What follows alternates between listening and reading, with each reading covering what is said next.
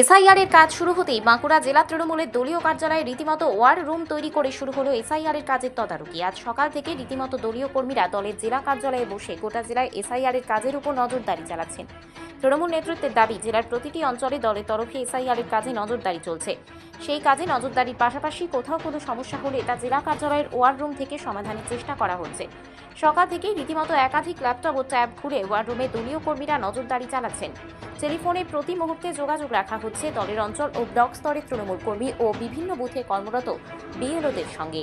উদ্দেশ্য হচ্ছে যেন ভোটার তালিকার যে কাজ আরম্ভ হয়েছে, এসআইআর এর যে কাজ আরম্ভ হয়েছে, যে ইমিউনেশন ফর্ম যে প্রত্যেক বাড়ি বাড়ি বিলি হচ্ছে, সেই বিলিটা ঠিকঠাক হচ্ছে কিনা এবং প্রত্যেকটা ফর্ম ফিল আপ ঠিকঠাক হচ্ছে কিনা আমরা এটা একদম বুথ লেভেল থেকে আরম্ভ করেছি। বুথ লেভেলের ছেলেরা, বিএলওরা, যাদের বিএলএরা ঘুরছে পাশাপাশি, যে প্রত্যেকটা ফর্ম পাচ্ছে কিনা, তারা ঠিকঠাক ফর্ম ফিল আপ করতে পারছে কিনা সেগুলো দেখছে এবং সেগুলো রিপোর্ট অঞ্চলে পাঠাচ্ছে।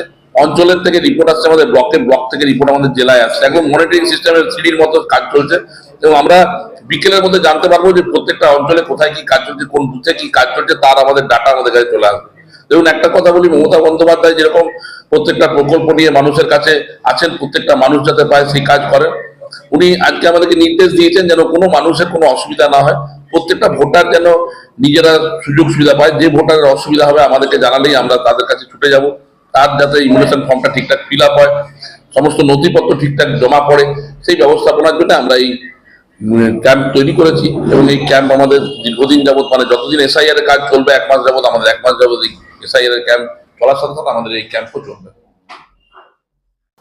দেখুন, প্রত্যেকটা ভোটার যাতে ভোটার তালিকায় নাম থাকে তার জন্য আমরা তৃণমূল কংগ্রেস মাঠে ময়দানে আছি, 24 ঘন্টাই থাকি এবং আমরা মানে 12 মাস তাদের সাথে থাকি, মানুষের সাথে থাকি। তা তৃণমূল কংগ্রেস আবার মানুষের পাশে আছে, সেটা প্রয়োজনীয়তা আছে যাতে প্রত্যেকটা মানুষ আমাদের কাছে সমান। মমতা বন্দ্যোপাধ্যায় যেমন প্রত্যেকটা প্রকল্প প্রত্যেকটা মানুষের জন্য দিচ্ছেন, সেইভাবে কিন্তু আমরা ভোটার লিস্ট থেকে যেন কোনো মানুষের নাম বাদ না যায় এবং ভোটার লিস্ট যে যাদের ইমিউনেশন ফর্ম ফিল আপ করা হচ্ছে তারা যেন ঠিকঠাক ফিল আপ করতে পারে, তার জন্য আমাদের কর্মীরা সজাগ আছেন এবং প্রত্যেকটা বিএলওর সাথে একটা করে বিএলএ আছেন।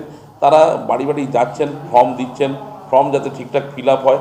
তারা বুথ থেকে অঞ্চলে রিপোর্ট পাঠাচ্ছেন, অঞ্চল আবার ব্লকে রিপোর্ট পাঠাচ্ছে, ব্লক আবার জেলায় রিপোর্ট পাঠাচ্ছে। আমরা এইভাবে মনিটরিং করছি যাতে সমস্ত মানুষ এই সুযোগ সুবিধাটা পায়, ইমিউনেশন ফর্ম যেন ফিল আপ হয় এবং এসআইআর এর কাজ যেন ঠিকঠাক চলে, সেই দিকে আমরা লক্ষ্য রাখছি।